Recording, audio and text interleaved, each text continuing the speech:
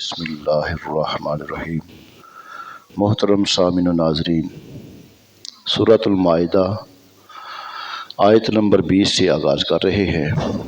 اس میں حضرت موسیٰ علیہ السلام کی قوم کا ذکر ہو رہا ہے، جس میں حضرت موسیٰ علیہ السلام نے اپنی قوم کو جہاد کرنے کا حکم ارشاد فرمایا تو انہوں نے بزدلی کا مظاہرہ کرتے ہوئے انکار کر دیا، یہاں تک کہہ دیا کہ اے موسیٰ تو اور تیرا رب جا کے نہ جہاد کرے۔ اور پھر ان پہ کیا اللہ پاک نے ان پہ سزا مقرر کی، اور اس کے آگے حضرت آدم علیہ السلام کے بیٹے نے قابیل نے حابیل کو قتل کر دیا، اس کا واقعہ ہے، اور پھر جو قتل کی سزا ہے اس کو بیان کیا گیا ہے، اور اس کے آگے ایک چور کی سزا کو بیان کیا گیا ہے۔ یہ پس منظر ہے، یہ ذہن میں رکھیں تو میں شروع کرتا ہوں۔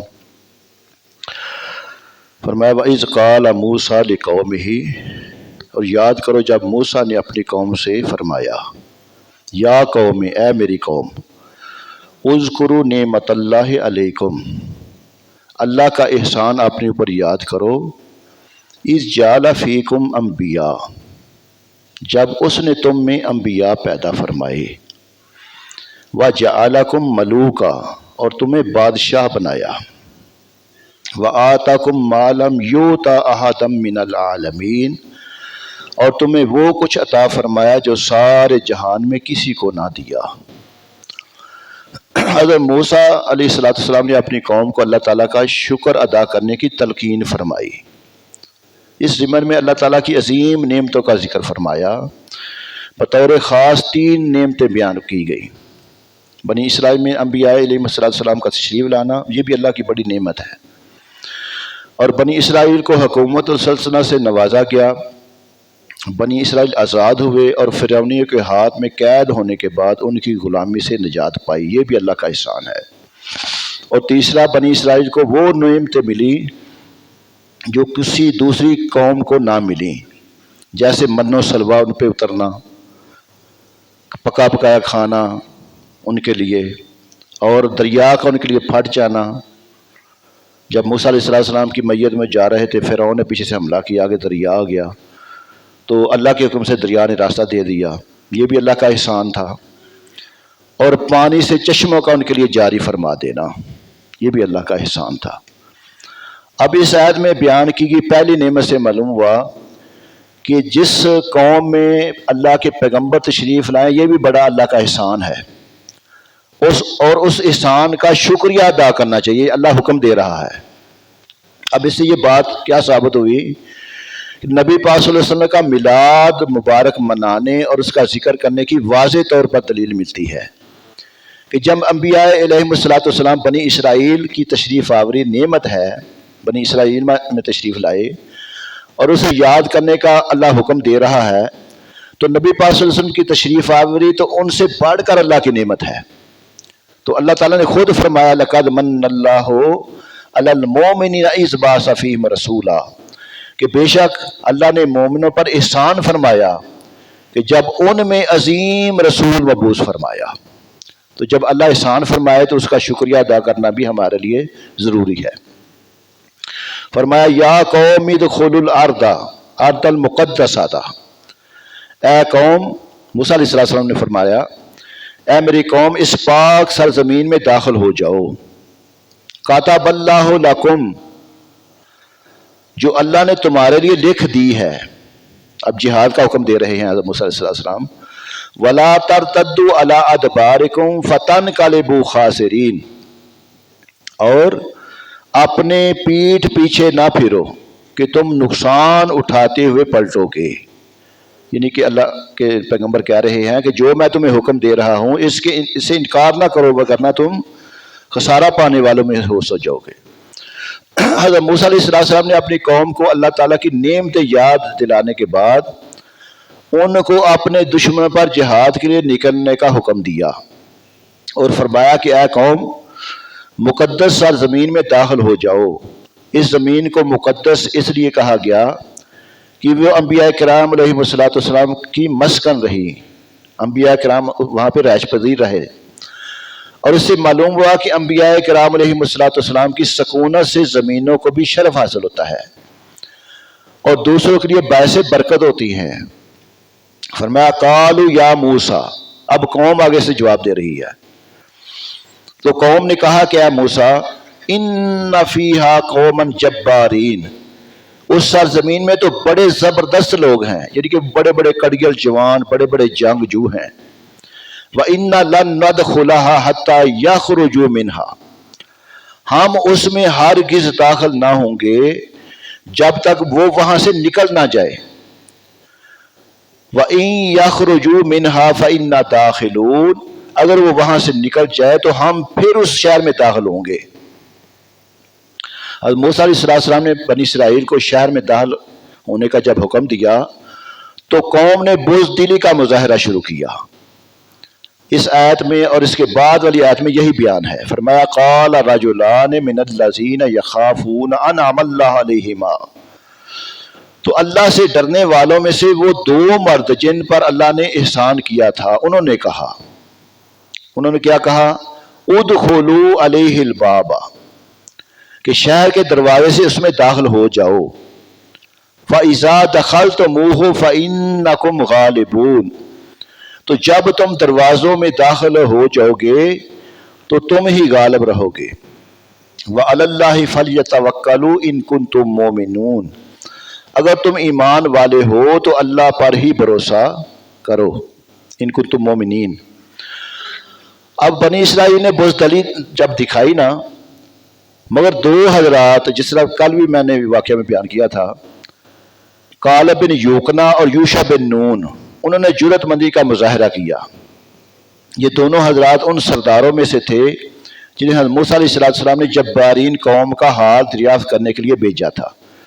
اپنی قوم کے 12 قبیلے بنائے نا، ان میں سے ہر ایک قبیلے کا ایک سردار بنایا، ان کو کہا کہ جا کے نا جبارین جو قوم ہے اس کے حالات جو معلوم کر کے آؤ۔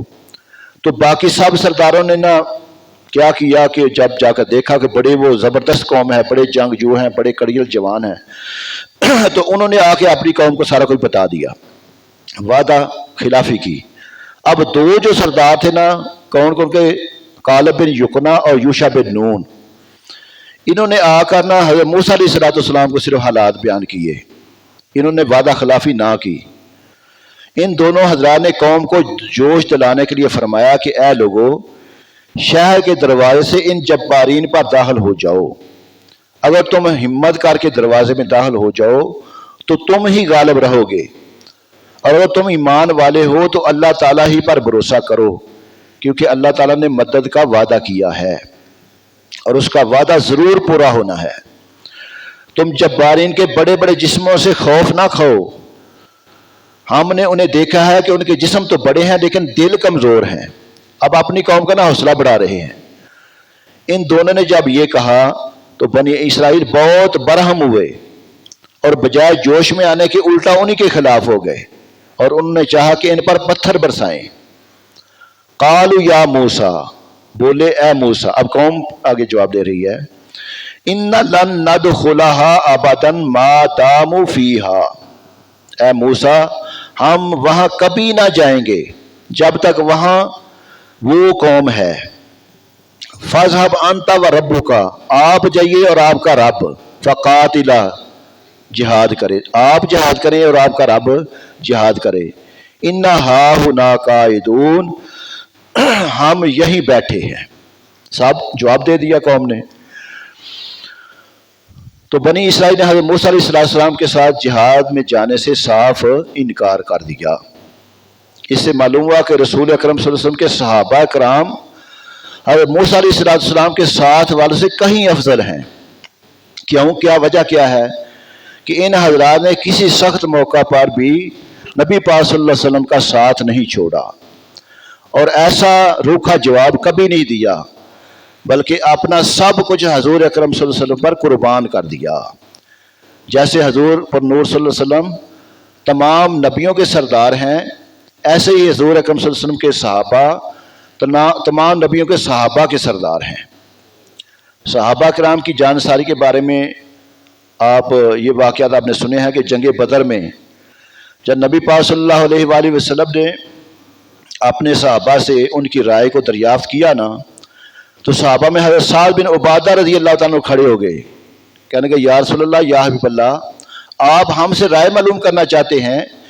اس ذات کی قسم جس کے قبضہ قدرت میں میری جان ہے، اور آپ ہمیں سمندر میں کود جانے کا حکم ارشاد فرمائیں تو ہم اس میں بھی کود جائیں گے۔ اور انصار میں سے حضرت مقداد بن اسود رضی اللہ تعالیٰ نے عرض کی، یا رسول اللہ، ہم حضرت موسیٰ علیہ السلام کی قوم کی طرح یہ نہیں کہیں گے کہ آپ اور آپ کا رب جا کر لڑے، بلکہ ہم لوگ آپ صلی اللہ علیہ وسلم کے دائیں بائیں آگے پیچھے جہاں پہ آپ حکم دیں گے ہم تن من تن سب کچھ قربان کر دیں گے۔ تو فرمایا قال رب انی لا املک الا نفسی واخی ففرق بیننا وبین القوم الفاسقین۔ موسیٰ نے عرض کی، اب جب قوم نے جواب دے دیا نا، اب موسیٰ علیہ السلام اللہ کی بارگاہ میں اب عرض کر رہے ہیں کہ اے موسیٰ نے عرض کی کہ اے میرے رب، مجھے اختیار نہیں مگر اپنے اور اپنے بھائی کا، تو ہم کو ان بے حکموں سے جدا کر رکھ دو۔ اب جنہوں نے ہمارا حکم نہیں نہ مانا، یا اللہ ہمیں اس قوم سے جدا کر دو۔ حضرت موسیٰ علیہ السلام نے اپنی قوم کے جواب سے غم زدہ ہو کر اللہ کی بارگاہ میں عرض کی، مولا مجھے صرف اپنی جان اور اپنے بھائی ہارون کا اختیار ہے، تو ہمارے اور نافرمان قوم کے درمیان جدائی ڈال دے اور ہمیں ان کی صحبت اور قرب سے بچا، اور یہ کہ ہمارے اور ان کے درمیان فیصلہ فرما دے۔ اب یہاں پہ نا بروں سے علیحدگی اچھی چیز ہے، بری صحبت انسان کو برائی میں ڈال دیتی ہے، اس کا بھی ہمیں سمجھایا جا رہا ہے۔ فرمایا قال فإنها محرمۃ علیہم 40 سنہ یتیہون فی الارض فلا تأس علی القوم الفاسقین۔ اللہ نے فرمایا پس 40 سال تک وہ زمین ان پر حرام ہے، یہ زمین میں بھٹکتے پھریں گے، تو اے موسیٰ تم اس کی نافرمان قوم پر افسردہ نہ ہو۔ اب جو قوم نے جواب دیا نا، اب اس کی سزا بیان کی جا رہی ہے۔ ان کے لیے سزا کیا ہے؟ اللہ پاک نے فرمایا فإنها محرمۃ علیہم 40 سنہ، 40 سال تک وہ اس پاک سرزمین میں داخل نہیں ہو سکیں گے۔ بنی اسرائیل کی بزدلی اور حضرت موسیٰ علیہ السلام کے حکم پر عمل نہ کرنے کی سزا بنی اسرائیل کو یہ ملی کہ ان پر مقدس سرزمین 40 سال تک لیے حرام کر دی گئی، یعنی بنی اسرائیل اب مقدس سرزمین میں داخل نہ ہو سکیں گے۔ اور وہ زمین جس میں یہ لوگ بھٹکتے پھرے تقریباً 27 میل لمبی تھی۔ اب 27 میل لمبی زمین میں لاکھوں افراد، ان کی سزا یہ تھی کہ دن کے وقت وہ نہ سفر شروع کرتے، سارا دن سفر کرتے رہتے، جب رات ہوتی تو دیکھتے کہ ابھی وہی جگہ ہے جہاں پہ انہوں نے سفر شروع کیا تھا۔ سارا دن بھٹکتے رہتے، پھرتے رہتے، لیکن رات کے وقت وہی جگہ پہ موجود ہوتے جس پہ وہ کل موجود تھے۔ ایک ان کے لیے بطور سزا اللہ پاک نے، اور بعض مفسرین کرام نے یہ بیان کیا ہے کہ وہ 40 سال تک بھٹکتے اسی سرزمین میں سارے جتنے بھی تھے نا وہ واصل جہنم ہو گئے، ان کا سب کا انتقال ہو گیا۔ اللہ پاک نے ان کو یہ سزا ان پہ دنیا میں ہی مسلط فرما دی۔ اس سزا میں صرف یہ جو 2 سردار تھے اور موسیٰ علیہ السلام اور ان کے بھائی، وہ اس سے مستثنا قرار دیے گئے۔ آگے فرمایا وَاتْلُ عَلَيْهِمْ نَبَأَ بَنِي آدَمَ بِالْحَقِّ، اے حبیب انہیں آدم کے 2 بیٹوں کی سچی خبر پڑھ کر سناؤ۔ اب آگے دوسرا واقعہ ہو رہا ہے قتل والا، وہ سن لیں، 5 منٹ میں ہم بیان کرتے ہیں اس آیت کو۔ وَاتْلُ عَلَيْهِمْ نَبَأَ بَنِي آدَمَ بِالْحَقِّ، اور اے حبیب انہیں آدم کے 2 بیٹوں کی سچی خبر پڑھ کر سناؤ۔ اِذْ قَرَّبَ قُرْبَانًا، جب دونوں نے ایک ایک قربانی پیش کی۔ وَلَمْ يُتَقَبَّلْ مِنْ آخَرٍ، تو ان میں سے ایک کی طرف سے قبول کر لی گئی۔